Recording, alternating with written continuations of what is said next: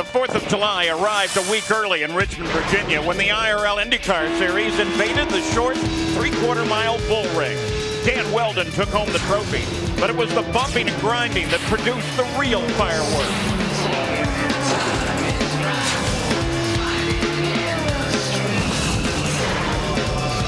Yet again, he takes, he crashes out of a race and takes me out, so it's further proof that he probably shouldn't be there. He's driven this way since IRL started, and he continues to do it. I mean, he's a nice guy. He just drives really stupid in a race car. Scott Sharp's messing about. You take some chances, and you get other people making mistakes that cost you the race.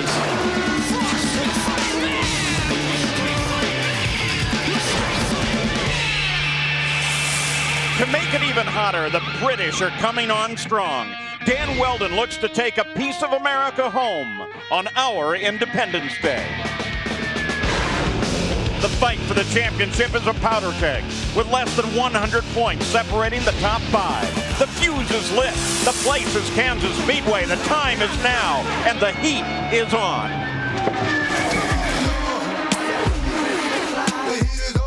Are you really ready to fly? The heat is on. The heat is on. The heat is on.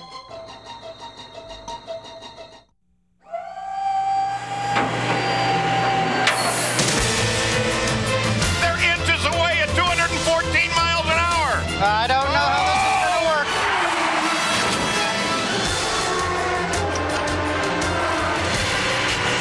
They run 3 wide into 3. Buddy Rice wins the Indianapolis 500.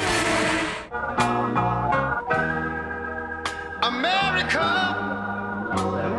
Here at ABC Sports, we wish you a happy 4th of July. I think we've got some fireworks for the crowd that's pouring into the Kansas Speedway. Our coverage of the Argent Mortgage Indy 300 is on the air. The field is set to go, and we welcome you to our Firestone pre-race show. You know, there was a major announcement at the Indianapolis Speedway this week, sad in many ways. Al Unser Jr., after 22 years in the sport, 327 starts, 34 wins, including 2 wins at the Indianapolis Motor Speedway, announced his retirement. The Unser name, of course, is synonymous with racing. It's been a fascinating road for Al Unser Jr. with the focus on Indy. Who will forget the '89 race when he and Emerson Fittipaldi went side by side into 3? Al lost that day, but 3 years later, by 5 feet over Scott Goodyear, he took the win. He came back to the Indy 500 in '94 and scored his 2nd victory. But last week, we all saw history when he climbed out of Pat Patrick's race car and this week announced his retirement from racing. Now it's his son, Al Unser, driving in the Menards Infiniti Pro Series and looking good. So as Granddad and Dad look on, the 3rd generation starts its odyssey. So what will Al Unser Jr. do today? Scott Goodyear has the answer. Well, thanks, Paul. We're way up here on top of the grandstand in the spotters section with a recently retired Al Unser Jr., who is now spotting for the replacement, Jeff Simmons. The spotters, well, their job is to be the eyes and the ears for the drivers on the racetrack for today's event. And Al, recently retired, I got to ask you this one question, simply. What does it feel like to come to a racetrack for the first time since 1983 when you're not going to be sitting in a race car? Well, to be honest, it feels real good. I was real happy with my decision, and I moved over into a new chapter in my life, and I'm excited about it, and I'm hoping Jeff Simmons does a great job today. And part of that new chapter is becoming a racing dad, because your son Al, Mini Al as they say, finished a great 3rd in his first Infiniti Pro race yesterday. What did that feel like standing on the sidelines? I tell you, I was more nervous watching him out there running than I ever was in a race car, and I couldn't be more proud of my son, little Al, for doing a great job yesterday. I was watching. He did do a good job, but I want to officially thank you for retiring, because now hopefully I won't have to watch that 1992 finish that you and I are involved in every time we ever do anything about Al Unser. So enjoy retirement. Thanks, Scott. Paul, back to you. Yeah, Scott, I'm not so sure that video is going to change, though. He's still going to win it. Jack Arute, you've had some marvelous times in winner's circle with Al. Oh, Paul, when Al won that first Indy 500, he tearfully said to me in Victory Lane, Jack, you don't know what Indy means to me. Well, during the course of his career, we learned what it means to him. But at age 42, I think it was time for Al to step out of the cockpit. We talked about it at Indy. There's a changing of the guard. Young guns are getting in these cars now. I don't think at 42, Al Unser was willing to take the chances that some of these drivers do today. And talking about those young guns, let's go to Jerry Punch. Thanks, Paul. We may have bid farewell to one of open wheel racing's great American heroes, in Al Unser Jr., but we're watching firsthand the meteoric rise of another born in the USA IndyCar star in Buddy Rice. And Buddy, third pole of the year. We know what happened last time you sat on a pole. You won at Indy. What will it take to be successful here today? Well, I mean, we're going to have to, battle through the heat, I think, and as the track changes, because we had rain last night, we only had a 30-minute warm-up, I think. Both grooves are good right now, but I think it's going to progressively start coming in, and you have to make sure your car's tuned in for the last, 30, 40 laps. We know it's been a quiet but emotional week for you. Your biggest fan and follower, your dad, Bud, back home after having back surgery. He'll be watching today. Any words to him before you climb in the car? Well, yeah, I mean, it's a little different. It's the first race he's missed, so it's... But I think he'll be back soon. He's doing good. He needs to get that back surgery done so he can come out here and be a little bit more comfortable for him. Hey, good luck today. Thank you. From the Indy winner to last week's Richmond winner, here's Todd Harris. All right, thank you very much, Jerry. Here with Dan Weldon. I want to do international diplomacy. I don't want you guys to have any hard feelings about the little scuffle we had 228 years ago, so this is from me to you. You must have mistaken this for the Union Jack, right? But oh no, it's good to be racing in America. I think certainly in the Indy Racing League right now, it's the best series in the world, and happy to be part of it. So I guess this is okay. Last week in Richmond, you used pit strategy and mileage to get the victory. Can you do it here in Kansas? I don't think it opens up the strategy so much here, but you never know with Tony Kottman in the pits. But I think certainly we've struggled. We've had a problem that we haven't been able to find out why we have it, and we're going to work on that. And I'm thinking this is about the best we're going to be during the weekend, and you never know. I think Andretti Green Racing always give us a good car, so we're hoping for the best. Andretti Green, kind of a four-headed monster for the rest of the competitors. I think the four of us might look like monsters. We're not the prettiest of guys, but it's a great team, fantastic team atmosphere. I think with Honda and Klein Tools and Jim Beam, you've got a very strong package, and so have the other guys in the 711, the Arca X car, and obviously the XM. So we have a good time at Andretti Green. We work hard, and hopefully we'll try and get our fifth win of the season as a team. Have a great ride today. Thank you. Back up to you, Paul. Hey, that's a major performance. Dan Weldon remembering the sponsors for every one of the four cars in the team and giving them a good plug. Well, the crowd, they still have quite a line of traffic coming in here, and they've hidden down below the grandstand to stay out of the Kansas heat today, but it's going to be a great crowd as we celebrate the 4th of July with the IRL, the Argent Mortgage Indy 300 from Kansas Speedway. Well, and that kind of action has increased since they reduced the engines down to 3 liters for the Indianapolis 500. It's been head-to-head all the way. So who, in fact, can win on this day? Let's take a look now at the Argent Mortgage starting grid.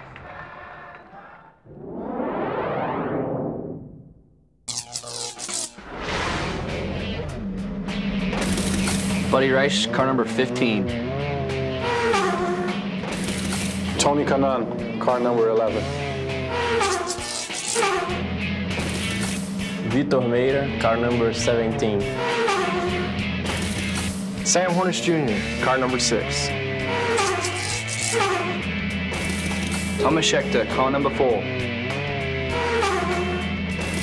Helio CASTRONEVES, car number 3. Townsend Bell, car number 2. Kosuke Matsuura, car number 55. Dario Franchitti, car number 27.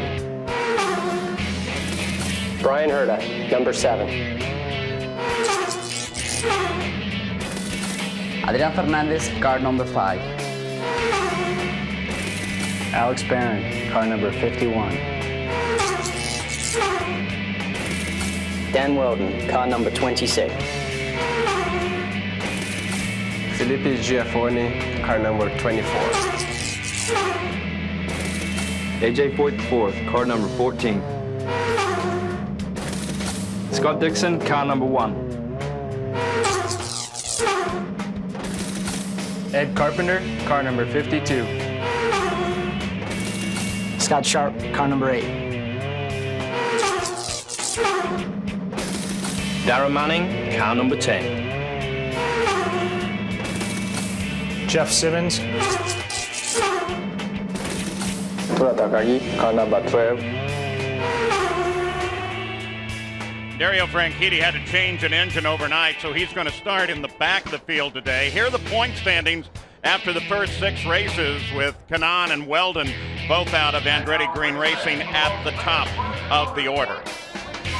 And speaking of Andretti Green Racing, boy, what a team it is. 4 powerful drivers, 4 powerful cars, and they have been a dominant power throughout the season. Now, normally you assign that kind of verbiage to a team like Penske and this driver Sam Hornish or Helio CASTRONEVES. Well, that doesn't seem to be the rule this season. It's been a different kind of year for Penske Racing and Racing's winningest duo. After winning the first race of the season, Sam Hornish has had it tough. And then Helio CASTRONEVES got into trouble at Indy by missing his pit. At Texas, it was Sam's problem again. Then a week ago at Richmond, the two went after one another. Finally forging his way through, Sam did battle with Thomas Scheckter and came out the worse for wear. He was able to get his car going. Roger Penske was not happy. But when Sam did get moving, it was in-your-face Thomas. And the Penske cars today will start 4th and 6th, one behind one another. Crowd moving to their seats. I hope you've enjoyed our pre-race show from Firestone. When we come back, we should have a full field screaming for the green flag.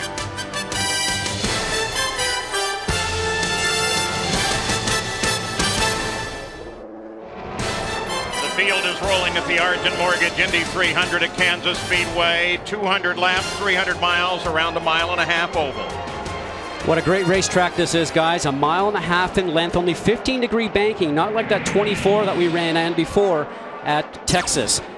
A little bit of a tailwind right now going towards turn 3 for these guys. Means they'll be changing gears. You can see 55 feet wide, 2 lanes here for certain going around this racetrack. It's going to be a fast show. Jack, who are you looking for? Watch for Buddy Rice. He's the guy that's going to win this race, but there's going to be some raw tempers. Guys are not happy. Well, right now, I got to say, Vitor Meira, he's been strong all season, came in late. He's got the advantage of Honda and the Ray Hall Letterman team. A quiet guy, but he always places himself right at the very position at the end to win. So now the field under the control of Buddy Rice, the blue and red 15 car, the pole sitter. And they're on the way. And one car in the waltz, that's Scott Sharp already. What could have happened there? Oh, man. Stop, guys, roll stop. Something I can do. Roll away, stop. So Scott Sharp right off the top with a problem. The field was clean to start at the front. Jack, you were watching back there. Sharp and Tora Takagi came together, Paul, and it was what I was alluding to. Right now, there's a lot of teams out here that are feeling the pressure to perform, to get up in the winner's circle. Scott Sharp's one of them. You can't rest. You can't lay back. You got to get up on the wheel, as they say, right away, even when they drop the green flag. And you hit that right on the head, Jack, because right now these drivers know the best time to pass is generally when the cars are bunched together. And right there you can see Sharp accelerating, and you know something? Something went wrong, guys. It's like a half shaft broke or something happened on the car. It went directly sideways, or maybe just a bit too much power down. But, you know, we got traction control right now on these cars, so let's listen. Oh, you heard something. Yeah. Evidently something wrong, and the thing just turned sideways, and you become a passenger at that time, Paul. You just really can't do anything with it at all. Well, he got through the shift with no problem. Here is Tora Takagi also involved in that coming in, and they'll have some work to do there, especially on the right front. But he made the shift good, and then you heard a noise. Sounded like maybe it could be a half shaft. Doesn't really matter what caused the accident. What does matter is, yet again, Scott Sharp has come up on the short end in the performance side. And this is one of those teams I'm talking about that's still struggling, trying to figure out how do they get back to the winning percentages that made them one of the standout teams. And you know, Jack, right now these guys are feeling very strong with each other. The engine and the driver really enjoy each other. The relationship is strong there. You know, Scott can't do anything except hold his foot flat on the gas around here, and speed's not there right now.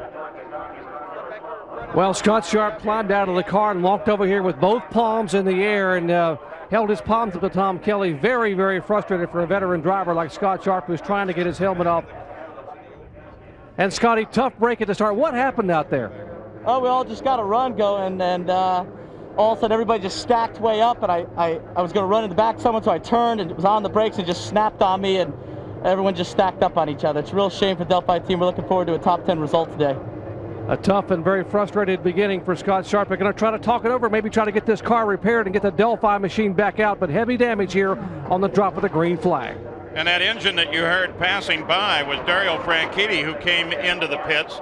I'm assuming that what they want to do there is just make sure with the engine change that they have, in fact, everything plumbed well. Well, the other side of that, Paul, too, is that maybe a fuel strategy is going to play in here right now. You're at the back of the queue because you have to start back there with the engine change. So the key thing right now, fill it up with fuel, and then maybe see how long you can run past the other guys. Let's not forget that at Richmond, a fuel strategy that unfolded early, lap 12, when they were in the back. Richmond last week, they were able to go back with his teammate, with Dan Weldon. They filled the tank. It was only a couple of gallons, but it ended up down the road at the end of the race, catapulting into victory lane. You know, and you and I talked about this before, Jack. With 4 cars, you can split the strategy up into so many different variables where other guys don't have that opportunity. Scott, you were in the driver's meet, and you say tempers were on edge. Tempers are on the very edge right now, Paul, from the simple fact it stems from Richmond. It's been carried over. There are some things that went on in practice here. Also, there was a separate drivers meeting after the prime meeting. That means no officials and no spotters in there, just the drivers and Brian Barnhart. I was lucky enough to attend, and he's really laid down the law. It'll be interesting to see what's going to happen here today. So here at mid-season, we start the race with a caution early on. Scott Sharp, Tora Takagi. And now we have Buddy Rice leading the field around behind Johnny Rutherford driving the pace truck. So at Kansas, it's going to make for an interesting afternoon. We mentioned already the possibility of fireworks, and right off the top, though unintentional, we do have them with Scott Sharp and his incident. Don't forget, the ABC British Open preview show takes a special look inside the world's most prestigious golf championship. You'll hear from Tiger Woods, Arnold Palmer, Tom Watson, Phil Mickelson, and many more. The British Open preview show next Sunday at 1 Eastern and Pacific on ABC Sports Championship Television. Let's go to Jerry Punch. Well, Kyle Moyer brought Jario Franchitti down pit road for a quick stop and a splash. Kyle, what's the strategy there? Well, we're just trying anything. We're in the back of the pack with the ArcX car, and we got to get up front. So if we can stay out longer, more power to us, but we got to get something to get the car up front because I think the car's pretty fast. We just got to get up there. Well, guys, remember, fuel strategy worked last weekend at Richmond for Dan Weldon, their teammate. Yeah, as long as you had the car back there, the only thing I did kind of wonder is why they didn't wait until the end of the yellow period and take advantage of what few miles they run. Tony Kanaan, who has been so dominant this season. And while we're watching Kanaan here, both Darren Manning and Jeff Simmons have made their stops. Tony Kanaan, Scott Goodyear up in the booth. Very quick start there and a very quick yellow. What's it looking like out there?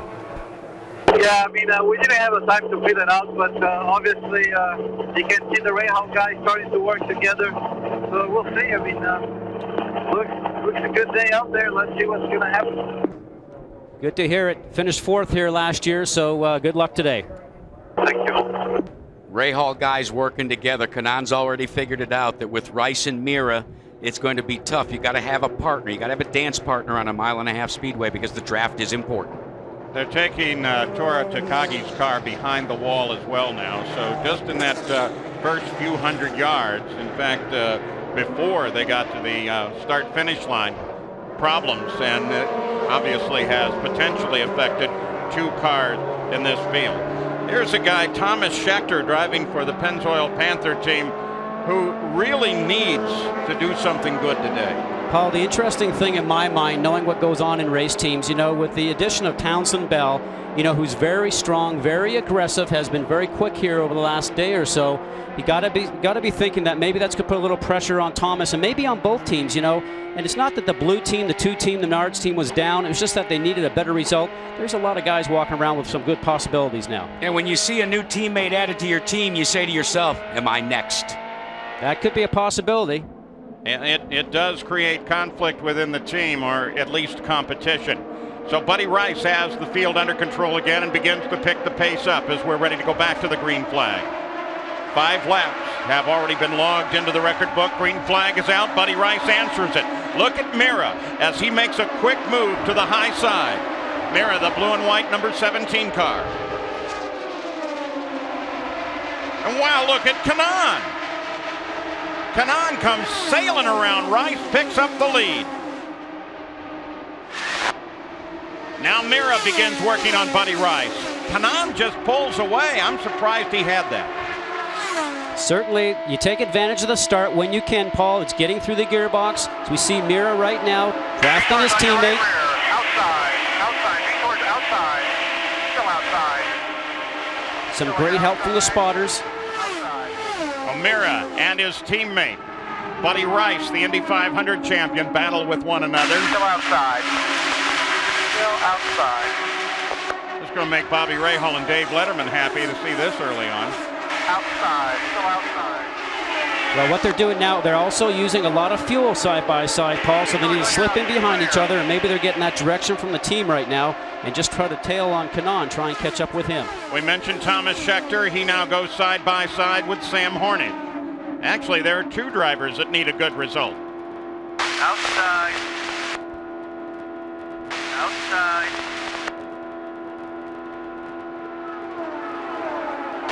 Chevrolet power over the Toyota power there, just a little bit down the straight. And as Scheckter is able to clear Sam Hornish, here comes Helio CASTRONEVES, Hornish's teammate.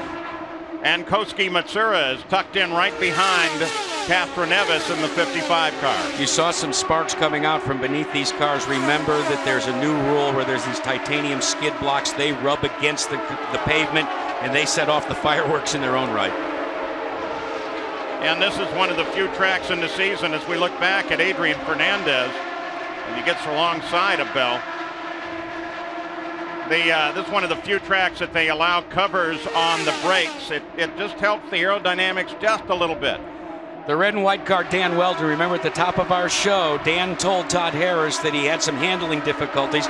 Take a look at the move that he made, Paul, just about a lap and a half ago. Way down low, he goes below on the apron. That's his teammate.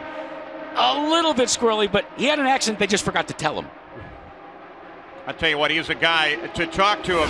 If you just met him in a crowd, you would have no idea that this is the same guy that is so aggressive on the racetrack. He's quiet, he's easygoing. As we mentioned earlier, he's a bit of a neat freak, but boy, he can race. You know, in the driver's meeting, they talked about that hinge point on the bottom, that white line. And Jack, you get yourself down there and get those wheels caught, and you can just see the white lines, a very sharp angle. Remember, 15 degrees here. Kosuke Matsura and Helio CASTRONEVES. I've been telling you guys, you got to keep an eye on that 55 car. That's going to be in winner's circle sooner rather than later. Those guys have a great rapport with Kosuke. You know, just being around him the other day at the airport, they're fooling with him and having just a great time with him. You know, he's very relaxed, but he's very serious, very fit, and he thinks he can win this year. Todd Harris, what's up with Tora Takagi? Well, a quick update from Mo Nunn. The front end is completely smashed. He said, we're very disappointed because the suspension is gone. Tora Takagi himself said from his vantage point, Scott Sharp has lost control. I had nowhere to go. And it's interesting as Mo Nunn now talks to JP Jasson, his driver from the Infinity Pro Series. Paul? Well, that sounds like an accurate appraisal. There is Morris Nunn on the right side of your screen with a long, long history of successful racing and successful team ownership.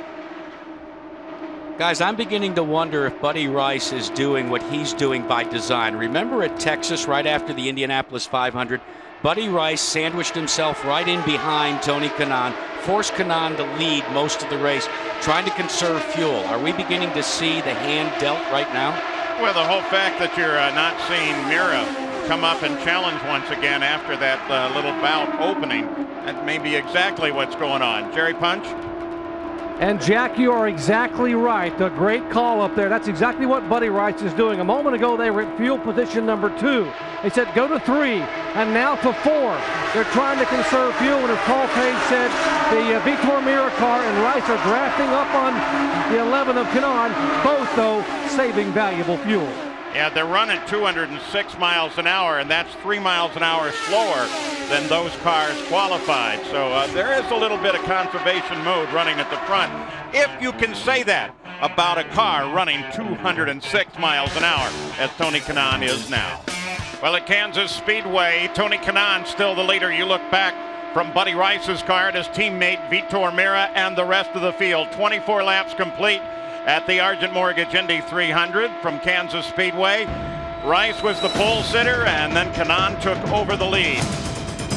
Tuesday night, this cop is so tough with a fuse so short, he makes Sipowicz look tame. And look out, because Tuesday, his fuse is lit on an all-new NYPD 24/7.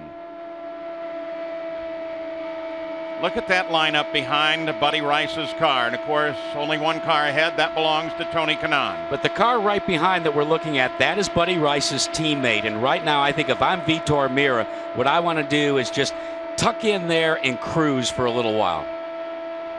Well, for the most part, at the front of the field, that's exactly what everybody seems to be doing. Well, they're back in the single file that we spoke about, saving fuel. We talked about them turning back the fuel trim to maybe get a few more laps out of that tank. That's what they're trying right now. But these guys won't keep the patience for long. They'll turn around and decide it's time to go. Remember, Dario Franchitti, who started in the back of this field, is now up to 12. And, of course, he's already, though only slightly, out of sequence on fuel stop. Tony Kanaan has been in this position before, not only on the racetrack, but also in position leading the points as we ride on board with Thomas Scheckter. And I do believe, guys, that for Thomas Scheckter right now, this is a make-or-break race. He's got to get a good finish in order to impress the Pennzoil Panther people. In the meantime, he does have a new teammate in the person of Townsend Bell, who doesn't have that much experience on the ovals, but certainly has tremendous experience as a driver and will learn very quickly. Rice now begins to work on Tony Kanaan hard. We drop back to 10th place and Townsend Bell. Look at that speed, guys. 211, 212. You get off the throttle, see how quick the speed goes down. 100% throttle, those lateral G's right there on this Firestone telemetry. And the tire temps, it's up in the green. That means the tire pressure and the tire temperatures are just perfect for what he's asking the car to do. Townsend Bell said that his goal for this race is to just finish it and learn. Yeah, it's a learning experience for Townsend Bell. Kanaan, Rice, Mira, Honda, the top 3. Then a Chevrolet with Thomas Scheckter and Sam Hornish with a Toyota. We'll be back after this message and a word from our ABC station.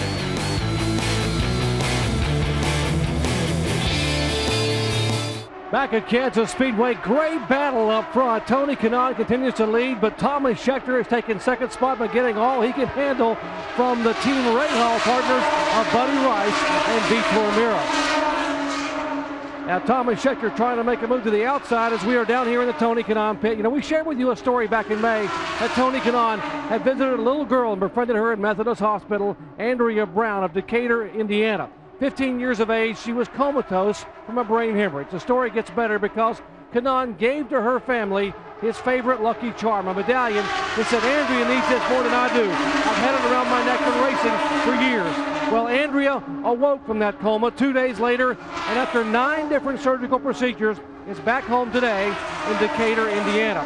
She is watching this race, and last night I spoke with her mom and dad, and they told me, Pete and Sharon, that Andrea is so excited about what could happen with Tony Kanaan that she plans on possibly meeting Tony as early as next week to be able to return the medallion. It has done its work for her, and now she wants it to do its work for Tony, possibly for an IRL IndyCar title, or maybe today, a win here at Kansas Speedway. What a great story of a driver doing something, giving back off the racetrack.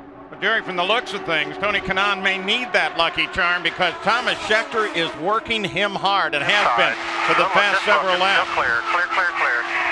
At the same time, Dan Weldon, who started 13th, is now up in 5th place. and the front 5 all running right together. And Paul, Weldon has been using the high side throughout the course of the race, trying to knock off cars. And that's the thing that we talk about in terms of aggressive driving. It's scary to be up that close to the wall at these speeds, but he says, what the heck, it's what I need to go to the front. Rice cuts down on the inside of Scheckter and takes second back away from him. There's the moves that Weldon has been making. Scheckter comes right back at Rice. Todd Harris? Well, Paul, the word from the Pennzoil crew is they don't want to lead. They don't want their man Thomas Scheckter out in front. He's been tailing Kanaan for a while. They're saying Kanaan doesn't want to lead either, so he is slowing down. That's forcing Scheckter to do likewise, but they're hoping that someone will take the lead and let Thomas Scheckter sit behind draft and conserve some fuel. He's already dialed it down. He's looking for more. Paul? And that's all part of the way the tacticians on the team have to look at this. As they try to space their stop, get the furthest distance possible in between stops so that they can be positioned well for the end. And Paul, when they say about not wanting to lead, why do they not want to lead? Well, the car that's in front is using up more fuel than the cars that are behind, and that means he might not be able to go as long on a tank full of gas. A new rule here this year, 30 gallons of fuel, methanol fuel aboard these cars. They used to run 35. We end up having to make more stops. Now, if it's green throughout this whole event, we might need as many as 4 stops. And these guys realize that. They're betting on a lot of yellows. A lot of team managers and owners I spoke to this morning said, you know, we've had a lot of yellows here in the past and maybe the same today. Last 2 laps, once again, Thomas Scheckter went side by side with Buddy Rice. Someone this week, a big fan of Scheckter, says we just got to get Thomas to concentrate solid all the way to the end of the race. So it's Kanaan. Rice now up behind Kanaan, then Scheckter, then Vitor Meira, and Weldon. Again, now he comes up on the back end of the car of Vitor Meira. Coming up, looking outside, looking, coming outside, outside.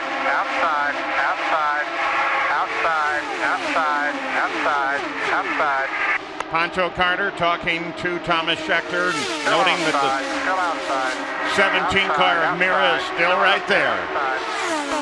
2 cars out of this run, right on the start. Scott Sharp and Tora Takagi got together. Looked like something happened to Sharpie's car, but both of them are out of competition. Paul, the width of this racetrack is about the same as Interstate 435 that takes us here to Kansas Motor Speedway. But the last I checked, the 3 of us didn't come in at these speeds today. 2 of you. Scott came in on his own. End at speed, boys. You were just fine. You talk about the width of the racetrack, Jack. Watch when the cars come out of turn 2. Everybody dives towards the low side of the racetrack. They're running to protect the car. Now maybe we watch along with Herta. He comes off in the middle of the racetrack and follow this line to go all the way down towards the white line on the left-hand side to protect the racetrack, the low line. Herta currently 7th place. Tony Kanaan the leader, followed by Rice and Scheckter. So with potential pit stops coming up here shortly, will they stay in these positions, and what will the strategy be?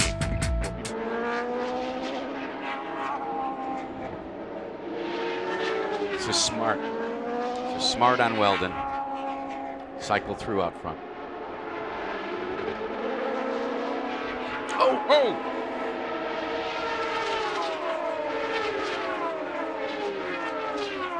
And at Kansas, we have a problem. Dan Weldon came in for his stop, tried to pull away, and he's literally pulled the fuel tank over as he started to pull away. Paul, that happened at Texas as well, and I believe it was with Tony Kanaan's crew where they couldn't get the fuel Buckeye, the vent Buckeye out. At least they were able to pull it out. In this case, Dan Weldon pulled away, and boy, that's a precarious position. That's a dangerous situation there. That tank is still loaded. They've only pulled 30 gallons out of it when they refueled his car, and they've got to try to get it upright without it being a problem. At the same time, pit stops are going on all up and down the road. Vitor Meira is in. Let's go to Jerry. Well, guys, Vitor Meira on pit road right in front of the leader, Tony Kanaan. They planned not a single change. He is down and away in a great stop. Meanwhile, Tony Kanaan, 7-Eleven crew, waiting on him as he comes down pit road at 60 miles per hour. Kanaan pitting just down from where that tank was pulled over a moment ago by his teammate, Dan Weldon. Here's the 7-Eleven crew. Tony Kanaan has told Kim Green The car is perfect. He had a bit of a push early on, but the car has gotten very neutral. Great pit stop. 9.8 seconds. Kanaan is down and away. So Tony Kanaan back into the fight as we go through green flag pit stops, and here is Buddy Rice, who picked up the lead, and we'll give the lead over to Brian Herta. Jerry? Buddy Rice, the Indianapolis 500 winner, came in, and likewise, they were going to make a slight air pressure adjustment and opted not to. Buddy Rice said the car is getting great fuel mileage. Just put 4 fresh Firestones on and get me out of here. Great stop for Buddy Rice. But look at Brian Herta, who came in behind him as the leader of the race when he came in, and he gets out ahead of Buddy Rice. Sam Hornish is going to pick up the lead for the Penske team. We're on the 58th lap now.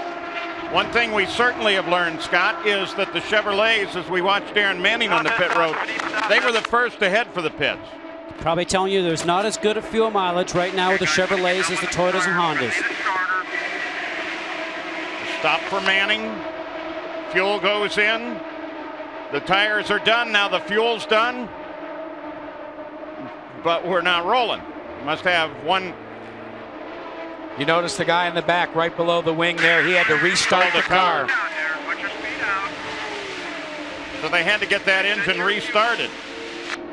Well, I'm not sure, but I think when they added the external starter, I think what happened is Darren Manning ended up twisting the arm of the guy that was holding the starter. Now watch this. This is Weldon. Look at the rear of the car.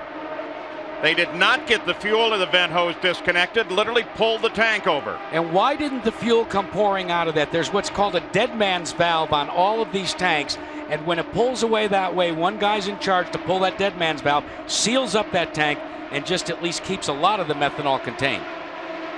In fact, there are a couple of different mechanisms to make sure that you don't get a spill there, and they all work perfectly and avoided what could have been a horrific moment.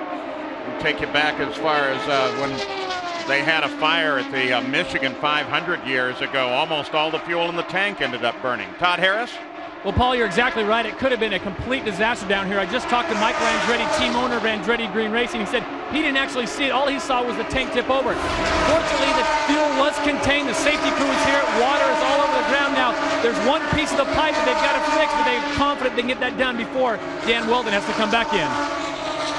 And if there is good news with methanol, and there are several items that make it good news, one of them is that it dilutes with water. So all you have to do is pour a bucket of water on it, and it won't ignite, at least not as easily. The one thing that'll do for Weldon and his team, the winner of the race just 1 week ago, is you now have to figure out what the calculations are, because those tanks are very carefully leveled, and if they don't get it right back in position, they may not in fact know what the calculations are. At the front of the field, here is Vitor Mira, the blue and white car number 17, charging the leader early on, and the man who was able to keep the lead through the early stop, the first stop of the race. That's Tony Kanaan, the current points leader. You are going to see some new enthusiasm from that blue and white Vitor Mira car, because now that he knows that he's got all but a full-time ride, as Centrix has signed on and he's been informed that it's not race to race anymore. Vitor told me it allows me to drive a little bit more aggressively than I have in the past. I said, how can you be more aggressive than you have been?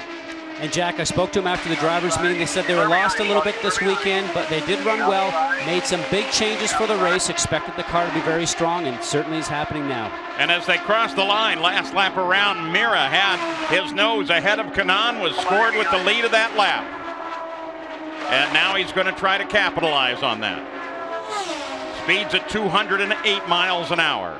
Mira thought he was going to be spending his season racing for his friend, Helio CASTRONEVES, in Brazilian stock cars. Well, when he got the ride in the Rahal Letterman car for IndyCar Series competition, he called up Helio and said, "You're not my boss anymore." Looking further back in the field now. Adrian Fernandez runs alone at the moment, but he's been closing on the yellow number 4 of Thomas Scheckter, who's closing on Buddy Rice. Now, I spoke to Adrian just yesterday, asked him how he liked his first experience at Richmond, and he said, I can't believe how many laps go by in a short space of time. He says, I was just almost like being a little bit dizzy. You come here, it seems like you got forever and a day as you go around this racetrack. And of course, the the run at Richmond was just spectacular. Now the front of the field begins to close, as does this battle, which is really a battle developing for third place, and Mira had to give way back to Kanaan, but he continues to sit right there and worry him. He's probably in the better position if, in fact, he's going to get a little more distance out of this stint, pit stop to pit stop. Kanaan, second race in his career that Vitor has led. Will he do it again? We'll find out. ABC Sports brings you final round action from the Cialis Western Open. Stephen Ames and Mark Hensby share the lead into today's showdown, but Tiger Woods is closing. The PGA Tour on ABC is next. Right now, though, it's IRL, IndyCar Racing, Kansas Speedway, the Argent Mortgage Indy 300. And Vitor Mira was just able to ease the way around Tony Kanaan and into first place as the leaders begin for the first time today to thread their way through traffic. Here's how I did it. Just on the high side. If you're going to pass people around here, it's always on the high side, guys. Everybody protects the low side. You've got to set your car up to work high. And in this chess game that IRL racing has become, you wonder if that's because he's doing better or because the team said, look, why don't we not let Tony lead, or Tony's team said, maybe we shouldn't be leading. He just goes around Jeff Simmons. That's the replacement for Al Unser Jr. in that number 20 Patrick car. Well, if you look at the race pace, Paul, it's picked up again. We're at over 208, almost 209 miles an hour. I think Vitor Mira says, I got plenty of fuel. Todd Harris?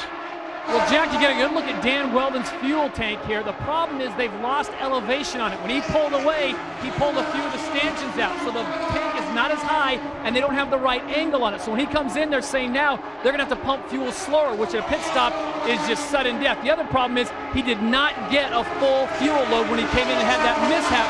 So the problem here is they don't know how much fuel they got in, and they're going to probably have to pit again out of sequence, which is going to put him back. Paul? You know, they kind of have to make an assumption, and you can see down there on the left front, well, you could have seen down there on the left front of the tank, the one adjustable leg was bent when that thing came over. And that will no doubt have an impact on all of his stops. You have to assume, I would think, that he got all the fuel in if it was in fact flowing when they were getting ready to pull. They just didn't get the hose pulled in time.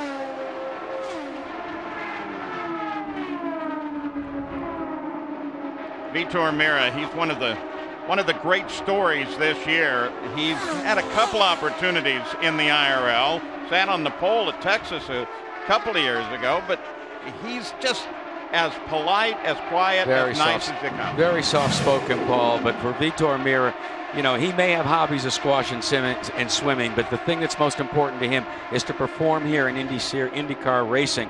And he showed up at Ray Hall Letterman's doorstep when they announced they were going to field a second car. It's 6:30 in the morning, and Bobby Rahal said, hey, if he could figure out how to get to Columbus, Ohio, let's give him a shot. And he scored a second at Richmond a week ago, though there was a contested finish there. Yellow light came on as they were running the final lap, and Mira was passed by CASTRONEVES, but they went back one lap. Very fair thing to do, and said Mira finished there in second place. Jerry Punch? And Paul, that finish at Richmond is what's going to secure a bright future for Vitor Mira here in the Indy Racing League. Why? Because this man right here, Bob Sutton, he's the CEO of Centrex Financial.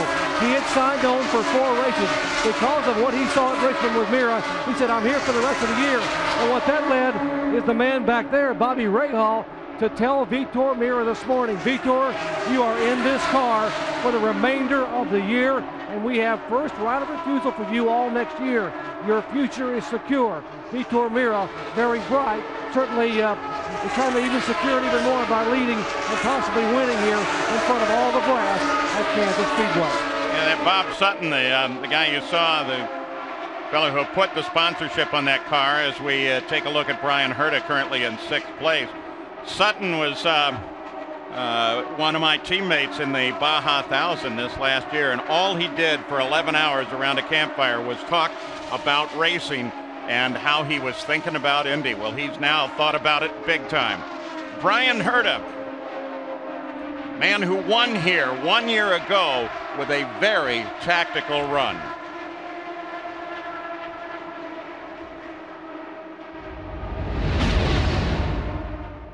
as it was getting down close to the end, you know, guys started pitting and we were getting close on fuel and we were really starting to worry, and I caught Robbie Buell, started drafting off of him and just running Robbie's pace. That enabled me to lift a lot more on the straights, and that saved enough fuel. That probably made the difference. He may be able to do it. He may be able to do it. He can do it. And Brian Herta takes his first win in the Indy Racing League. That was unbelievable because, you know, I really thought probably I wasn't going to race IndyCars anymore at that point in my career. And, you know, this kind of opportunity dropped in my lap with a top team, and then boom, we win a race third time out. And I mean, it did hit me. I always make fun of guys crying because, you know, guys aren't, race car drivers are supposed to be tough. You're not supposed to be out there crying. And I cried a little bit after the checkered flag. It was very, very emotional. Certainly in my career, I would say that to date is definitely the high point. And Paul, at the end of the season, Brian wasn't sure whether he would get a shot with Andretti Green Racing or not. In fact, when Ray Hall Letterman called to see if he might be interested in replacing Kenny Brack as Kenny recovered from his terrible injuries at the last race at Texas Motor Speedway, he wasn't sure. Should I go there or should I hold out and hope that Michael Andretti could repay him for the win here? I think he made the right decision. Oh, he made a great choice. And in fact, that team this year, they are just in such good shape. They all enjoy one another. Herta's the prankster in the whole thing. Bobby Rahal watches Buddy Rice in third. Is he going to stay there? Well, happy 4th of July and welcome back to the Argent Mortgage Indy 300 at Kansas Speedway. I'm Paul Page with Jack Arute and Scott Goodyear up top. A good look here at this 17 car. You really saw it make its first prominent appearance at the Indianapolis 500. It's now leading here. Vitor Meira is at the wheel, and he has turned at least 3 laps faster than he qualified in the past few laps. He qualified at 2:09.3. He'd been running 2:10.6, and in fact, 9 of the top 12 fastest laps today belong to Meira. Dan Weldon on the pit road. Now remember the issues down here. And Paul, we watched Dan Weldon. Looks to be a flawless stop thus far. The fuel tank that pulled over earlier, no problem whatsoever. They are being very deliberate, as you might expect.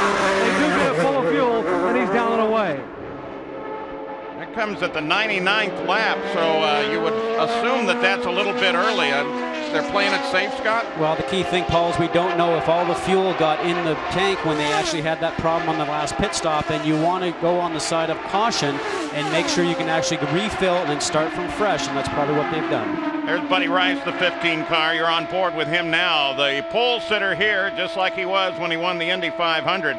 He's in second place, and he's had a pretty good battle going most of the day with Tony Kanaan. First for the lead, Tony Kanaan then took the lead over, and then Vitor Meira came up from third and took the lead, and that's where he sits right now.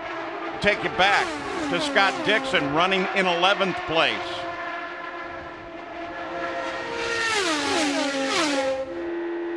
There he is. We'll take a look at the Firestone telemetry.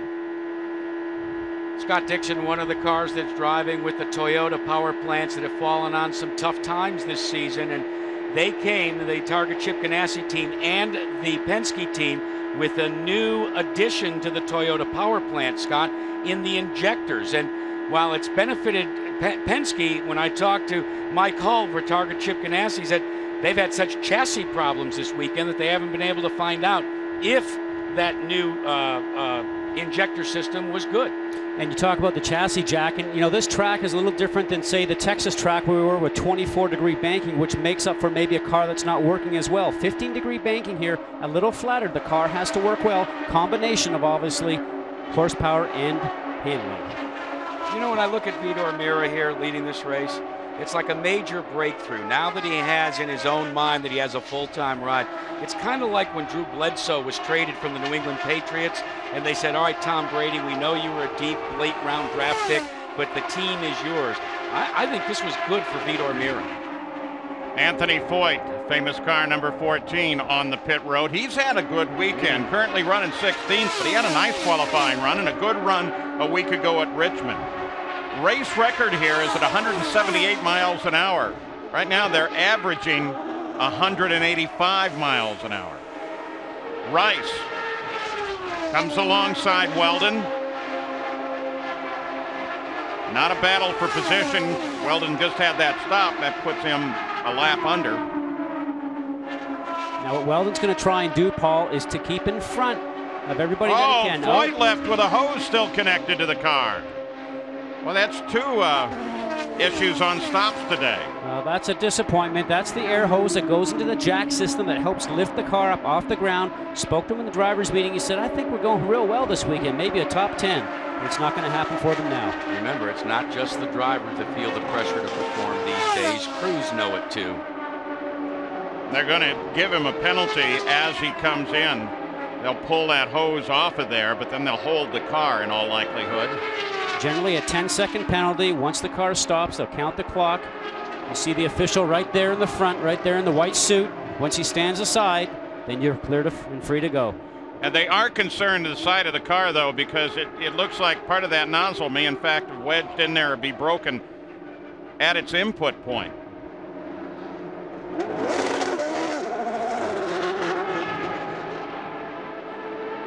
So with Foyt on his way out, Vitor Meira drops in off of the lead, and Buddy Rice picks up the lead. Jerry? And they warned Vitor Meira about watching the speed on pit road. It is 60 miles an hour, and the Centrex team machine is in for Bobby Rahal.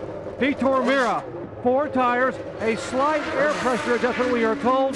They want to get it completely full of fuel because they can make it on one more stop. He stalls the car. He stalls the car. They're going to try to get it fire. Now Tony Kanaan is down and away, and Meira is yet to fire.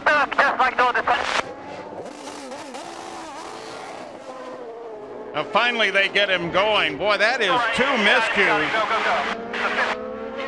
in that Andretti Green team. And here is Thomas Scheckter. He just may be out of fuel. He's over in turn 4, and it looks like he's just limping his way in. 52 laps, guys, since the last stop for them, and they told me earlier this morning 48, maybe 52, so there's the tail right there. And Buddy Rice from the lead is on the pit road as well. Jerry? And guys, Buddy Rice is getting outstanding fuel mileage. Keep that in the back of your mind. He could probably have gone 4 or 5 more laps. They come in and will put a routine 4-tire stop in him. Remember, he's making a 1 more stop only. Buddy Rice, the last of the leaders to make this pit stop. No problems for the Rahal Letterman team. Buddy Rice comes back into action. In the meantime, Scott Dixon and Darren Manning have both stopped, and Thomas Scheckter has finally made it into his pit. Todd Harris? Well, Thomas Scheckter, you're exactly right. It looked like he came in short on fuel. They're holding him now, and this pit stop is going in excess of 20 seconds. So Scheckter, who was working, Andy Brown, who's calling the race for him, sent a message down to the pit next to them, Adrian Fernandez. They were running 4 and 5, and he said, let's work together and get ourselves back up to the leaders. Let's draft together and conserve some fuel. Unfortunately, it did not work for Thomas Scheckter. That pit stop goes 35 seconds. So Scheckter kills it coming out of the pits. Hornish comes in. That's a tell that it in fact was a fuel problem because they pumped it all out and they had to get the fuel lines full again. Yeah, it's not that it's necessarily stalling, and it's just that the engine's actually not picked itself back up now. So this is just something that's going to continue here until the motor gets up to revs. Clear to the pass, clear to the pass. Haven't you guys ever run out of fuel? The most difficult thing is to get a car refired, even if it's your passenger car. So Hornish stopped, Scheckter stopped, the leaders all stopped. And as Hornish comes back up to speed, the lead will go back to Tony Kanaan, who led the early going after getting around the pole sitter, Buddy Rice. Well, now it looks like there's possibly just 1 more stop to go before the end of this 200-lap, 300-mile run. And it looks like much of this field will be able to make it to that stop and then sprint for the finish. We'll see when we come back. You ride right now with 6th place Dario Franchitti at the Argent Mortgage Indy 300, Kansas Speedway, the IRL, the IndyCar Series. And Paul, watch along here. See all the lights that are coming on the steering wheel? That's the RPMs. They come from green to yellow to red, tells the driver when to shift, and he gets more information down here, a little difficult to see, the fuel mileage that he's getting and lap times. When those lights ascend all the way up and then they illuminate and it shifts up to another gear. And after that round of stops, Tony Kanaan is able to work out a lead over Buddy Rice in second. Vitor Meira, Rice's teammate, is third. And that may, in fact, help several of the situations, because Mira can help Buddy Rice in terms of getting a little better fuel mileage. Darren Manning, the 10 car. Darren Manning taking a lot of flack the last couple of weeks because of his driving style as Buddy Rice goes to the inside of him. You know what his nickname is? And he used to actually have the logo on the back of his helmet, Danger Mouse. Well, Jack, it's interesting you mentioned that. I saw just before the drivers' meeting started this morning a little confrontation between Alex Barron and Darren Manning. They obviously weren't very happy with each other, and I think it's maybe one of the things that prompted Brian Barnhart to hold that second very private meeting. But a lot of heat going on right now. As you mentioned, the drivers have a lot of pressure on them to try and perform. Rice and Kanaan at the front of the field, and Buddy Rice comes back to the front, running laps at 209 miles an hour, the same pace essentially that they used to qualify. Yeah, seesawing back and forth. This is an important race for Buddy Rice. Let's face it, his sponsor of the car is also the sponsor of this race. And you know what the president of the company did, Argent Mortgage? When Buddy Rice won the Indianapolis 500, he told Buddy, look, I'll buy you any car in the world, anything you want. You think he'd ask for a Ferrari or a Lamborghini, exactly, right? No, he's got his eyes on a 1949 Mercury. That's going to make it a hot rod. That is Buddy. The president of Argent Mortgage still can't get over it. So it's Rice, Kanaan, Mira, Herta, the top four right now. Some uncharacteristic miscues on pit stops, though, out of the Andretti Green team. Here is Felipe Giafone. He runs down in the field out of the Dreyer Reinbold team. And Robbie Buell is spotting for him. Robbie, who retired this year after putting that team together and running with it for a while. And Robbie is a fascinating man from the charity side. Every race he goes to, he makes sure he goes by a children's hospital. It's called Racing for Kids. At the front of the field, it is Buddy Rice, followed by Kanaan and his teammate Vitor Mira, then Adrian Fernandez and Brian Herta. And that little group back there, starting with Fernandez, there he is in the 5 car, has been an interesting little seesaw battle. You know, Fernandez has moved his way through, but also with Mira, it's very interesting to see that he's now closed off about 2 seconds in these last 5 or 6 laps on the leaders. Leads the newbies. The best performance is by Adrian Fernandez, who, by the way, now that Al Jr. has stepped out of the cockpit, at age 41 is the oldest guy in the field.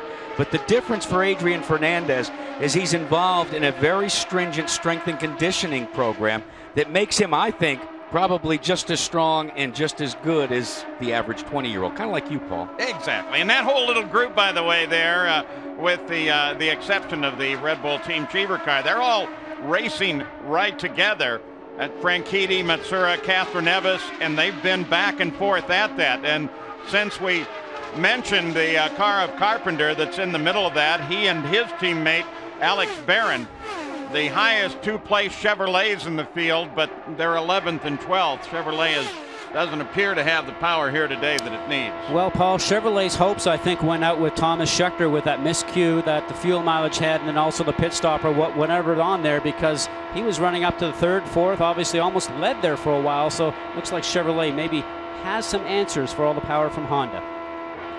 In fact, the top of the field, 1st through 6th, all are Hondas on this, the 139th lap of the Argent Mortgage Indy 300 from Kansas Speedway. Highest Toyota is in 7th place, and then another Honda, then another Toyota, and you've got to get down to 11th before you get to those Chevrolets. Teammates Herta and Franchitti go side by side. Fernandez just ahead of them. Todd Harris. Well, talking about the rookies, Jeff Simmons, who is stepping in for Al Unser Jr., and those are some big racing shoes to fill. He said that he is just letting the race come to him. His people are very happy with the race he's running, and he's just taking it easy. Meanwhile, Townsend Bell, here's a guy who's had some problems right now. He came in early in the race because the fire extinguisher went off in the cockpit. They thought they had it fixed and cleaned up. He came back in a lap later because it was still going off. They got that problem rectified, sent him back out, and the radio button came off on the next lap. All things, though, are good now. He says the car is running great. That's got to be a bit startling. There's Jeff Simmons, the 20 car, the Pat Patrick stable, and Al Unser Jr. retires this week And he's up on top of this grandstand. There he is. He's spotting for Jeff Simmons. So, and Tony George there, the founder and the leader in the IRL. I think Tony's up there just to make sure that Al does it right. You know, I asked Al yesterday, do you know what a good spotter does? And he says, no, I think I'm going to learn over the course of this race. Well, of course, through the 22 years of his open wheel career, you think about it, only recently are the spotters something that they have on top of the grandstand. He had to do most of his career without the benefit of anybody counseling him, and I'm not so sure he didn't like it better that way. And the drivers themselves, well, we asked them, what do you think of Al Unser Jr.? At Kansas Speedway, nice little fight for second place, just developing. Rice is the leader, about 2 seconds ahead of this, but Mira just worked his way around Tony Kanaan and picked up second place. Dan Weldon has already made a pit stop. We assume that that's smart just to go a little early, but we accept spots just any time now.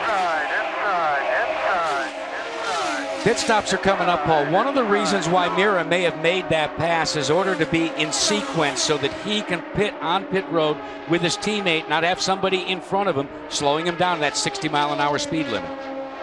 It's been a remarkably smooth day. We had a miscue at the start that took out Scott Sharp and Tora Takagi, but we've been green flagged since then down to this, the 154 of 200 laps here. A.J. Foyt, the fourth. Anthony just made his stop. He's had a nice clean day running, and we've had a seesawing battle at the front of the field, but right now it's Buddy Rice from Phoenix, Arizona, that number 15 car, the Indianapolis 500 pole sitter and champion, who is leading two Brazilians and the man from Mexico, Adrian Fernandez. And Paul, we're talking about the last pit stops, very important for the drivers and teams here. Any changes they want on the car have to be done in this last stop. Tire pressures, wing adjustments. The drivers will be talking with the engineers, trying to come up with a plan to make the car the best it can be for the run to the finish. Buddy Rice, well, we know who he is. We think him of as the Indianapolis 500 champion. But who does he think he is? Buddy Rice from Phoenix, Arizona. I like cruising whether it's 220 in an IndyCar or only slightly slower on my motorcycle. I love hitting the hills of Arizona on my mountain bike. I am king of the mountain. Racing is a state of mind, an attitude which I have in spades. No matter what kind of car I drive, it's got to have lots of horsepower and be able to smoke the tires. Buddy Rice, extreme athlete, extremely fast. And now we're beginning to see the first of the pit stops. Buddy Rice should be in shortly. Already Alex Barron has been in and out. We mentioned Anthony Foyt was in and out, as was Dan Weldon a few laps ago. Now Dario Franchitti's team is laid out, and Scott Dixon is in, but most importantly is this car, the guy who has the fastest lap of the day and the target fastest lap at 210, Vitor Mira. Jerry Punch? This should be the final pit stop for the 27-year-old Brazilian. 4 tires, no changes. Let's listen in to this Ray Hall Letterman crew as they make this final stop.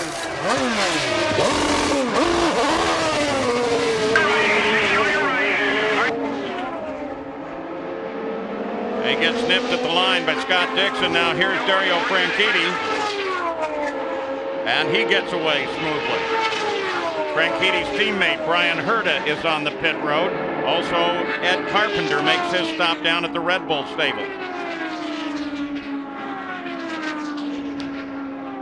And Buddy Rice. Ricardo here all the way down. Come around Kanaan, guys.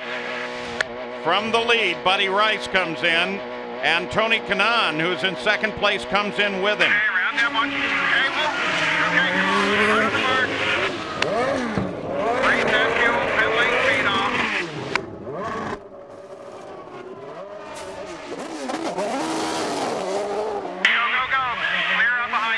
Two important instructions there. Reset the fuel and pit lane speed off. When you finish well in a race, you get the pit up near the front. He doesn't have to worry about exceeding the speed before he gets out on the pit line. Adrian Fernandez came in third place, and he's on the roll as well. All of these stops will have the cars fueled for a run to the finish. It looked like a nominal stop for Buddy Rice, but go back and take a look at the way he came onto pit road. It was a lot closer than you think. Downshifted. Oh, went by the timing and scoring lights. But, you know, you can't make a mistake if you're going to win a race, and Buddy Rice avoided a big mistake there. And here is Helio CASTRONEVES, who picked up the lead car for the Penske team. And right behind him is Sam Hornish in the order. Todd? Helio's coming in, as Paul pointed out. This is going to be probably his last pit stop on the day. Looks like they're going just with fuel and tires, try to get him out of here in sub 10 seconds, and they do it. And Sam Hornish comes in the pit just ahead of him. He got the car in at a bit of an angle.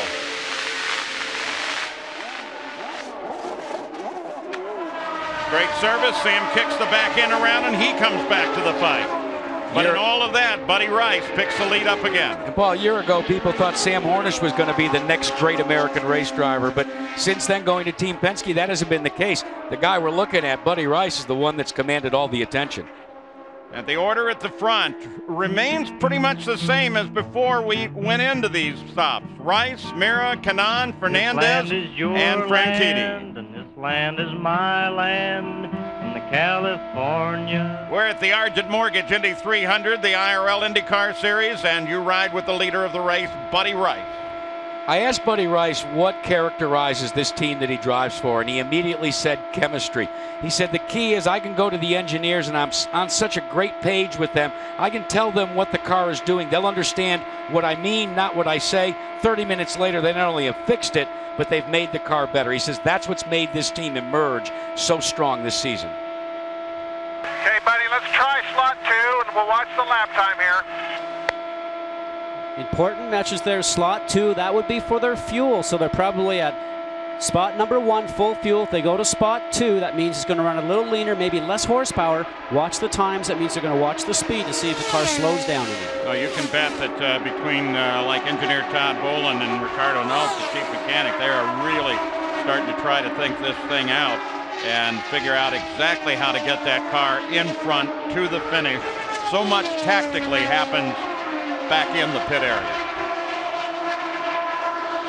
You see now that Mira's gone past the 2 lap cars that were there. Rice was able to pull away.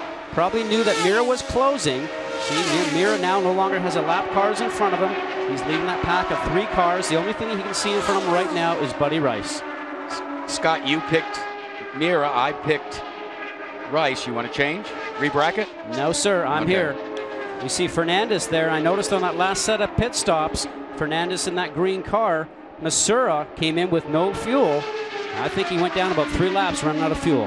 Things have been getting really dicey for Kosuke Matsura and Jeff Simmons. They're the 2 cars directly in front, and Simmons on the left a little. You're not supposed to be able to rub wheels like that, guys, but these speeds are with open wheel cars, but they do it every week. Yeah, they do it regularly. Simmons probably could do with a little good spotting there, wouldn't you think? Allinger Jr. is his spotter. He needs to let him know that he's there so that he doesn't drift over. Look over at Adrian Fernandez. Comes up behind Matsura. They're going to try to split Simmons. Well, this is getting a little tense. They all sorted out, though. Adventurous to make it 3 wide on the entrance to the turn, but right now Fernandez knows he's got to get past this group of cars. He wants to set his sights on Kanaan. 25 laps to go to the finish now. They're all beginning to feel that checkered flag approaching and doing what they can to try to get in a good position for that final run to the finish. It's Buddy Rice, the Indy 500. Oh! Whoa! And that ended up against the wall. Big time. And very predictable. And very suddenly. And we've had such a clean race to this point. So now Matsura and Jeff Simmons get together. We talked about 3 wide. You can do that, but when you get into the turns, you got to give a little space to the other guys. Relieve your foot off the throttle. You know, Simmons had a good run at Indy, jumped in there and finished 16th. His spotter looking on, Allinger Jr. Probably thinking, well, I'm glad it isn't me this time. So our second caution of the day comes out. This one for an incident as well. The first incident was on the start of the race when Tora Takagi and Scott Sharp got together, and now you've got Kosuke Matsura and Jeff Simmons together in some very close racing. Boy, look at the damage to that thing. Well, it looks like damage, but remember that these cars are built like a deformable structure. Everything you see there that's all collected up just absorbs all the impact. See that? 3 wide, the guy in the middle just did not have enough room. They were very lucky. You're lucky when you touch wheels like that, you don't launch the car. Yeah, it started with Koski being up top, just trying to pinch down. You've got to think of it as a highway, 3 lanes. As soon as you touch tires like that, there's nothing except you're a passenger. And Scott, what about experience for the guy in the middle there that replaced Al Unser Jr. in that red car? He's not been put in this situation before, and maybe he wasn't able to make the proper adjustment. Well, you know, I don't know, Jack. I mean, it's heart rate right now. His heart rate's going to be high, but when you're in the middle, you can't go high and you can't go low. Koski really just need to give a little bit more space up there on the top to allow those guys to have the room on the bottom. Well, and you also can't get on the brake either, because if you do, you're inviting that situation. Well, he probably eased off the throttle just a little bit. You saw the 2 cars fall back, but certainly a situation you don't want to be with your first time in the car. And I spoke to those guys before the race. They said, we just need to finish. We just need to get a finish underneath us here. There's Koski Matsura out of the car, obviously okay. A moment ago, you saw Clive Hall and Al Unser Jr. talking. Clive spots for the Penske team along with Tom Wirtz, and has spotted Al Unser Jr. quite a bit in his career at Penske. So Buddy Rice leads under the caution, but they're going to group up now. Will he be able to stay there?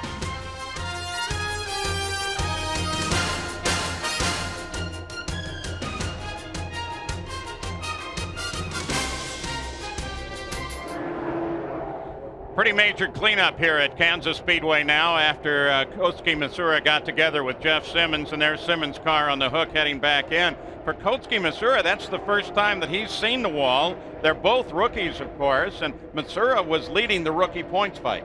And Paul, right now you have to think about what these guys happen. 3 of them going to the turn at the same time. You have to leave room. And here we are with Townsend Bell right now, leaving the pits in a very hurry.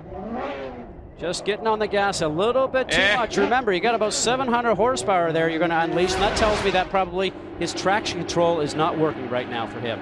Yeah, get out of the way. You saw the guys all dive for cover there. You've done that a few times. Yeah, but can any one driver have as many misfortunes as Townsend Bell has today? Fire extinguisher going off, that near miss. I think this is a guy that wants to see this race end as soon as possible. Think about it before we get to Nashville in 2 weeks. And by the way, in the Cialis Western Open, which is coming up next, Tiger has now moved within 3 of the leaders. So fireworks here. There's going to be some fireworks there as well. Caution continues. They certainly will get this thing back ready to run. Jerry Punch, what's Bobby Rahal thinking? His guys are looking good. Well, Paul, let's ask him here. Let's see, Bobby Rahal, you got your Buddy Rice leading and Vitor Mira running second. How difficult is that on you? Well, that's the way we work for, so I don't have any difficulty with that. You know, it's every man for himself out there, but the rule number 2 is don't take each other out, so we'll see. How about the fact that Buddy has already won and Vitor is trying to scrap for that very first victory? You got to sort of give sentimentally a shot his way. Well, you know, Buddy's in the hunt for the championship, so you say, well, yeah, I hope he wins. But like you say, for Vitor, it would be his first win, so, I mean, I think you can argue the case either way. Bobby Rahal trying to stay neutral here in the pits, is watching his 2 cars run first and second. Let's check in down with Todd Harris. All right, thank you, Jerry. Here with Michael Andretti Green. This yellow flag coming with 20 laps to go changes your strategy completely? Not a lot. It helped Dan a little bit because I think he would have lost a lap because of the problem he had in pits. He was going to have to make another pit stop, so it helped Dan a little, but it's going to make it a little interesting with the shootout, but I'm not sure. I mean, Rahal cars are running pretty good today, so it's going to be pretty tough. All right, let's send it back up to Paul. Well, when we return, we'll have a chance to recap all of this. It has been a fascinating and fast run today. Still more to come after this message and a word from our ABC stations. Now we're back at Kansas Speedway. The Argent Mortgage Indy 300, the IRL IndyCar Series. They just about have the track back to green and ready to go. We were averaging at 178.6 miles an hour before this incident that brought out the caution and is going to set up a fantastic sprint to the finish here. Now let's go back and take a look at what has happened here today. It began right at the start when Scott Sharp lost it, got into the wall and into Tora Takagi, taking both cars out of competition. No injuries there. Then Dan Weldon pulled his fuel tank over, leaving just a little bit early. Fortunately, the crew was okay with that one. Tony Kanaan and Buddy Rice, the pole sitter, battled back and forth constantly. And then just a few moments ago, Jeff Simmons and Kotsuki Matura in close formation flying take it right into the wall. And that's set up our situation right now as we're getting down very close to coming back from the yellow flag, going back to green for the final 10, 11 laps of the run. Paul, I don't care what Bobby Rahal said to Dr. Jerry Punch. He wants this car to win because the sponsor of the race is the sponsor of the car. He's pulling for Buddy Rice. Yeah, I'm pulling though. Dash lights are out, track lights are on. I'm pulling right now for that guy in second place, Mira. One for Bob, one for Vitor, and one for me. I'd like to see him do some good. Right now, guys, it's down to the drivers. There's no mistakes allowed right now. On the gas, get your gear shifts crisp and start. Make sure you make no mistakes coming up to this green flag. Well, guys, the word just came down from Bobby Rahal to his two drivers, 1 and 2. He said, quite simply, the best man wins. No team orders there.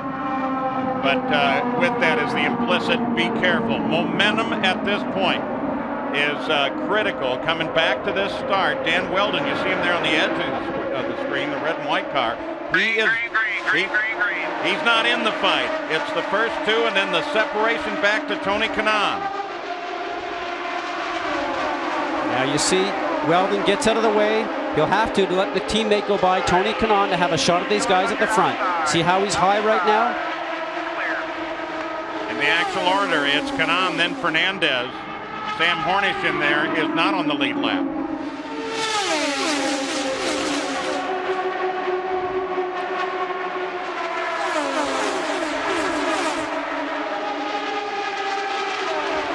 Rice still leads it at the line. Well, Paul, here's still trying to come on. Paul, here's a key pass for the 7-Eleven car. Got by Weldon, his teammate, a lap down. Now there's the front three cars can go after it all by themselves. The bad news for guys like Herta and Fernandez is that there's a lot of other lap traffic that's in there running with them. Remember, we heard the guys say during the pit stops and during this yellow that there's only a fuel setting of 1 right now, maximum horsepower, no fuel conservation needed for the remainder of the race. Well, look at Vitor Mira. Vitor's looking to the outside. He's been making moves on the outside all day in the blue and white car that's right in the middle of your screen there. Second place. Maybe you're right, Scott. Maybe Vitor Mira has something for Buddy Rice here. Well, two things are happening, Jack. You don't want to be directly behind the car in front, and watch this, a little slipstream. He's making his point known. Mira takes a move, tries to get Buddy Rice, moving on his teammate. They come side by side off of turn 2 and down the backstretch. Mira's got Rice. Rice going to try to come back on the inside. Look at Tony Kanaan. He just sits right in there watching the two of them. Boy, think about it. Rice, Mira, Kanaan. No absence of courage here as they go side by side for the lead again.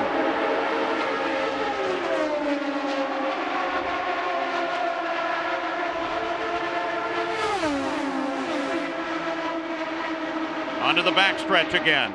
Boy, Kanaan is just stalking him back there. Bobby Rahal, team owner for the cars running first and second, Rice and Mira.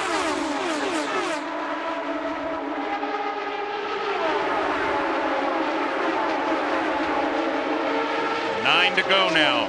Mira is going to continue to run up there. That's got to be costing both of them speed and both of them fuel to perhaps Tony Kanaan's benefit.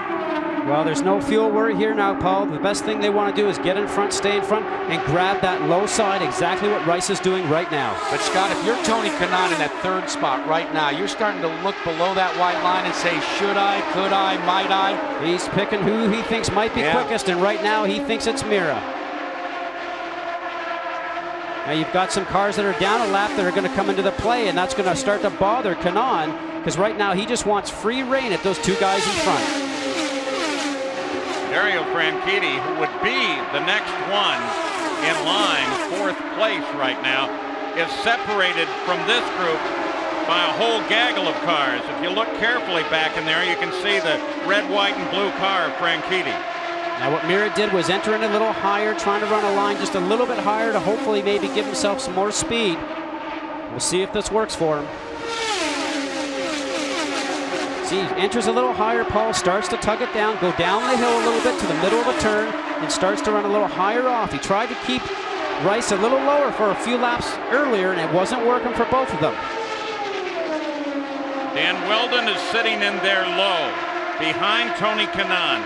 He's his teammate. He can be an aid to him if Kanaan needs a little arrow push to get him forward. Still there. Inside.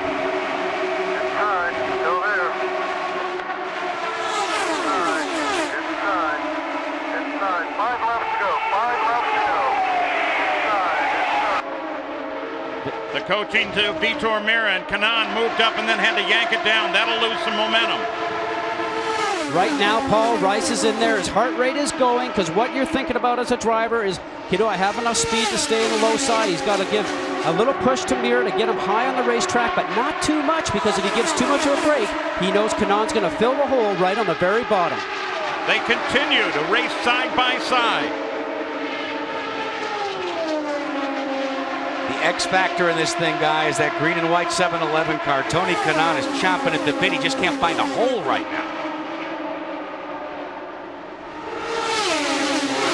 Poking your nose in between two of these cars, how that didn't pay off for Jeff Simmons just moments ago. Now, are you watching Mira, what he's doing off of 4 guys? Oh, look how close here. I said earlier in the show that Mira's a smart driver. What he's doing is he's trying to get his car so he places it correctly. Right through 3 and 4. He's looking at the line right now. He's looking at the start-finish line, trying to get a good run off of 4 with his car right now. So he's ahead only by inches at the line, and that's what he's looking for. He's trying to find that run off of 4 because he knows he can't get clearly by him. A little less than 3 miles to go now, and it's still totally undecided. Rice on the inside in 15. 17 is Vitor Mira. They're teammates, and they go head-to-head down the back straight. White flag will come out next time by. Outside, still on your outside. Teammates on your outside. That reminder, outside, teammate. Still outside. Not just another car, teammate on your outside. Very important right now. Kanaan's looking, still outside. Go get ahead of him. He's on your right rear. Still outside. Still outside. Still undecided. Buddy came off of 2 a little bit better. Now they thunder into turn 3. Final 2 corners in this run here, and it's still a question mark. Vitor Mira drops back just a bit. Now he pulls up alongside, and at the line, Mira. Now Rice. At first the computer gave us Mira, and then it gave us Rice. Whoa! Way to rip it up, buddy. That's a good job. IRL's done it again. Another fantastic finish.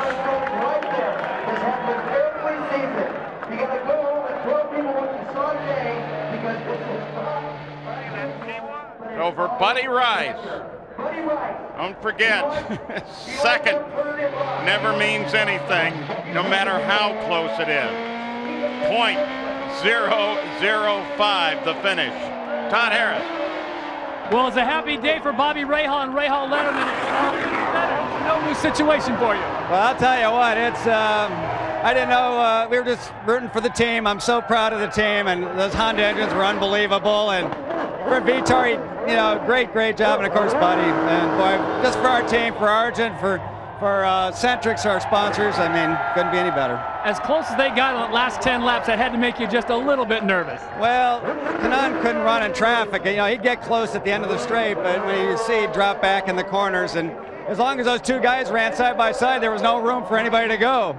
What can you say about Buddy Rice a week when an American legend like Al Unser Jr. retires? Here is Buddy Rice. Looks like he's stepping right in that position. Well, there's no question. I think Buddy's he's a great young driver. He's got a long career ahead of him, and just thrilled to have him on board with us. He's been a dream as far as a driver, a team player like you can't believe, and I'm really happy for him. Congratulations. Thank you. Paul Page, all things are well. at Rahal Letterman. Back up to you. Yeah, there's a celebration in that cockpit going on under this Kansas sun. Let's take a look at this finish again, guys. Look at this. Now, right at that point, the computer first kicked up Mira, and then it recycled itself and kicked up Rice. Look at this. Only by a few inches. We talked about Mira trying to get that run off of 4. He knew he wasn't going to get completely past him at the line. He had to have a shot at it coming off of 4. How many times in these races do you see it come down to not only the last lap, the last couple of turns, but the drive from turn 4 right down to the finish line? 51 ten-thousandths of a second, second closest in IRL history. And this win by Buddy Rice, I think, now makes a statement, Paul, that he is the new sheriff in town in terms of American drivers. We talked about it during the race that Sam Hornish is a 2-time IRL champion, carried the Star Spangled Banner. Now this guy, Buddy Rice, can at least lay claim to it. There he goes into the winner's circle, Buddy Rice. And this is going to be a celebration. The Indy 500 champion. Yeah, he's happy with that one. Unbuckles as the winner for his sponsor in the Argent Mortgage 300. Do you think the owner of Argent Mortgage will offer him another car? Another car, maybe something to pull with the car, big trailer, you know, nice Airstream or something. What do you think? You know, Buddy said this week he was going to have a little bit of time off and then get right back on the whole program after Nashville. Big week this week for him, I'm sure. Very busy. The crowd got their show today. We promised you some fireworks, and I think we came through on our promise. On the 4th of July, the American driver from Phoenix, Arizona, the Indy 500 champion, has taken the win, Jerry. And Paul, how truly appropriate down here as this crowd listens in as our nation celebrates its birthday. As you mentioned, a 28-year-old American from Phoenix, Arizona is able to wave the red, white, and blue and celebrate in victory lane. Buddy Rice puts the Firestone hat on, gets a nice big drink of water. And Buddy, congratulations on an outstanding effort. That last lap, what an unbelievable finish. Yeah, I mean, we've done an excellent job. I can't say enough for Vitor. I mean, he's done a superb job, 2 back-to-back seconds. There's a huge boost for us in the points right now. We needed this win. And what can you say here at Kansas Speedway, the home of Argent's race right now that they sponsor. So this is great for Argent, Pioneer, and Honda and the Panos G-Force, and can't say enough. Those last lap, let's relive that again. I mean, it looked like that possibly your teammate Mira had you by 6 or 8 inches coming off of turn 4. How did you climb back at the stripe? You know, it's just the way timing was going to work out. He had a good run on the lap before, and you know, just the Honda power helped me out right there, and you know, just we're going to hold the bottom and hold it the whole time. So that's where we need to be.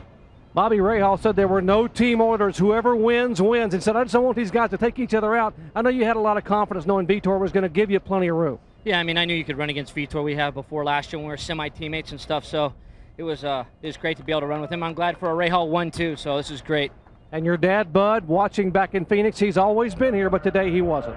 You better be sitting down. You're not supposed to be up, so you better be relaxing right now. Buddy Rice saying hello to Dad, and he is in victory lane for the 2nd time this year. Rahal Letterman runs 1-2 on a wild finish here on July 4th at Kansas Speedway. Paul?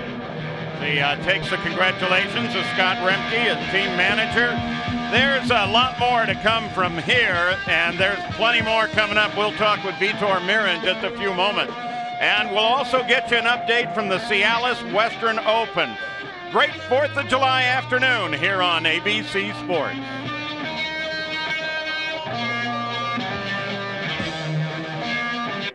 Well, Rahal Letterman's sweep 1-2, but how about Andretti Green with 3, 4, and 5 with Tony Kanaan, Dario Franchitti, and Brian Herta. And Tony, looked like you had a full house in front of you, no place to go. Yeah, it was a big traffic jam. I was trying to stick the nose in. That's the biggest part of my car and my body, so I was trying to find a hole, but they did a great job. They kept lifting and just tried to keep controlling the field, and it was great for the fans for sure, but I had nowhere to go. Dario from the back of the pack with a fresh engine all the way to 4th. Great effort. Thank you. Yeah, it was a great job by the RKX team today. Yeah, by the end of the race there, we got up there, but there was, again, back markers between Tony and I. They were running side by side, and so I couldn't get close to get to Tony, and I thought the guys in front were going to crash into each other, to be honest. And you were able to dodge some of those guys. And Brian Herta, who won it a year ago, the XM satellite effort, comes home in 5th spot. Great effort for the guys, both you in the car and the guys in the pits. Yeah, I mean, it was a good day. It was a tough day. I tell you what, we were back and forth and struggling. There was a lot of battling going on out there, and yeah, we got a top 5, and got to race with my teammate Dario a little bit. We had a good time, and just looking forward to coming back to Nashville next week now, try and win it. And Michael, you guys dodged the big bullet in the pits there with Dan Weldon, a very unlikely miscue for Andretti Green in the pits. Yeah, it was. I think he got waved there, and unfortunate for him because he was running really strong. I mean, he was up in the top 5 before the first pit stop, so a little disappointing, but he still collected some points, finished 8th or 9th, I think, and so that's good. The team, all in all, the team did a pretty good job. We just got beat by the rail guys today, but we'll get them next time. All's well that ends well. Andretti Green drivers 3rd, 4th, and 5th.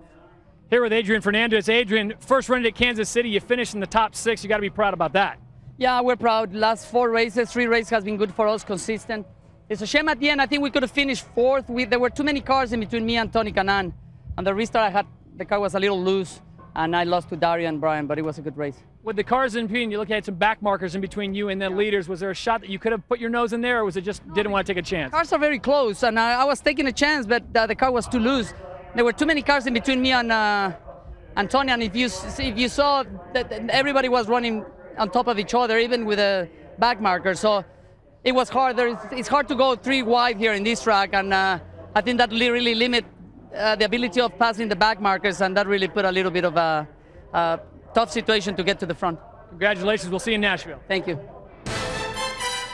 And we'll make for an even more interesting afternoon as we continue on with our coverage of the Gulf. And here at the Argent Mortgage Indy 300, it's Buddy Rice that is the winner in an incredibly close finish. Results unofficial, but no challenge to these at this point. His teammate second, and then the 3 Andretti Green cars of Kanaan, Franchitti, and Brian Herta.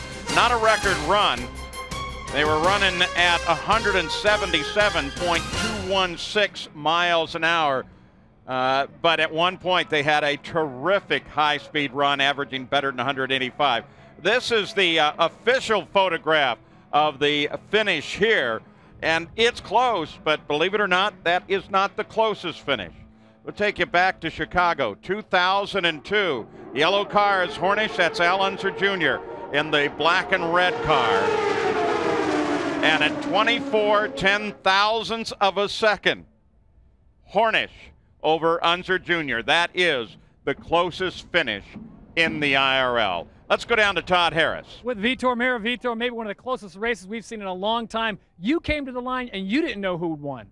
I didn't, actually. Well, I've seen so many times people celebrating and having a bad news afterwards. And first thing I asked was who won. And even the crew took me like 5 seconds to answer me because they even didn't know. Also, it was so close. But thanks to the Centrix car, Rahal Letterman Racing 1-2. I mean, on the end of the day, it's a 1-2 for the team, 1-2 for Honda, and 1-2 to Rahal Letterman Racing. I mean, the team cannot ask for more. I could, but the team could not. So that was a good weekend. When the yellow flag came out with 20 laps to go, did you know it was going to be a dash to the finish, and did you think you had the shot? I thought I had the shot. The car, I think I had the quickest car on the track. I was able to pass people everywhere, and I saw a lot of people struggling. So, again, without the power and without the perfect chassis that the Rahal Letterman Racing and Lito gave me, wouldn't be possible. So 1-2, that was a good weekend. Vitor Meira, second place, and we'll see him for the rest of the IRL. Paul? So that finish at 51 10,000ths of a second, Scott Goodyear, you've been in a situation like that. He's putting on a good face, but it's got to hurt. It certainly hurts, but he got some great news this week, obviously, knowing that he's there for the remainder of the year. And he built confidence at Richmond, he built confidence here, but now he's a permanent fixture of that team, and it makes a great deal for the rest of the year. We're going to take you back to that final lap. And Scott, can you kind of tell us what they ought to be doing and thinking? Well, right now they're both pushing that throttle pedal, Paul, down as far as it will go. You probably get a lock in your leg and in your knee. And right now, Buddy Rice is actually trying to push Meira up the racetrack a little bit, trying to make the run around the outside a little longer. And watch what he does coming out of 4 here. He'll just start to push him up, make it go a little bit high, and then he takes a run down the hill to the start-finish line, and he just gets what probably gave him the victory. And we see that so often on the last lap because it's not about the line into turn 1, Scott. It's about trying to narrow down the racetrack as much as possible. And at 51/10,000ths of a second, maybe that run down the hill was the difference between first and second. And Buddy Rahal had to wait for the confirmation as well. Mira didn't know who won. Maybe Buddy Rice had a pretty good idea. That's the official finish photograph in the photo finish here at Kansas Speedway. So Bobby Rahal, the car owner, very happy with that. Don't forget, coming up next, the Cialis Western Open final round coverage on ABC.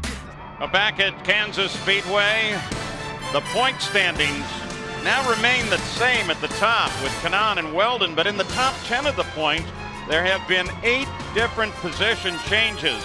Herta is now in 5th. He took a big jump forward. And look at Mira. He took a 4-position jump forward to move into 10th. So while at mid-season you kind of expect that whole points battle to spread out a little bit, what we're actually seeing here is that the points battle seems to be getting closer and closer and closer as we roll down to the final half, the second half of this season. What are you thinking? Well, right now, as a driver and team, Paul, what you're thinking about 6 races in the next 7 weeks. You know you have to be consistent. You have to finish races. You have to gain points. You know, and I look at this weekend here, Rahal Letterman stumped the Andretti Green team again, just like they did at Indianapolis. You know, you can see it on Michael's face, a little bit of pain. What do we got to do to beat these guys? Well, the other thing is you got to think a little bit about Team Penske here. They started off so strong with a win, but now it seems that Team Penske is giving way to 2 other very powerful juggernaut teams. Well, yeah, Paul, let's talk about the battle for engines. You've got Honda sweeping all of these races, and Toyota,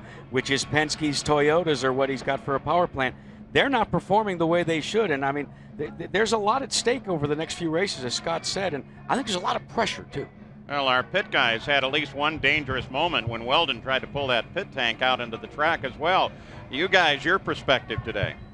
Well, Paul, Buddy Rice may have won this race today, but I think the big winner today was the Indy Racing League. When you see this kind of competition on July 4th at a 1.5-mile racetrack, when you can put a blanket over the 3 cars, Todd, that crossed the start-finish line in the victory. I mean, you got to say a huge win for IndyCar Racing and the Indy Racing League. Yeah, no question about it. Congratulations to Buddy Rice. Vitor Meira really showed something, showed the reason why he's going to be back the rest of the season. And Tony Kanaan, he's like bad Samsonite luggage. He just won't go away, and I think we'll hear from him the rest of the season.